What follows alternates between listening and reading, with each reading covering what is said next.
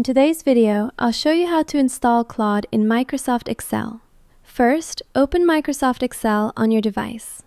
Once you're on the home page, click Add-ins at the top right, or click the icon with 4 boxes to open the Office Add-ins store.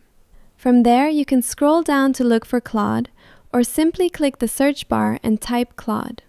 You can also click More Add-ins if the Add-ins panel doesn't open automatically. Once Claude appears in the results, click Add, then click Continue. Wait for it to load. After a moment, you'll see a small Claude window appear on the right side of Excel. This is where you'll need to log in using your Claude account. Click Log In, then sign in with your existing Claude account. Take note that Claude requires a paid or upgraded account to work inside Microsoft Excel. If you're using a free account, the add-in may not function properly or may not authorize. After logging in, click Authorize to allow Claude to connect with Excel. Wait a few seconds. Once done, you'll see a text box where you can start entering prompts.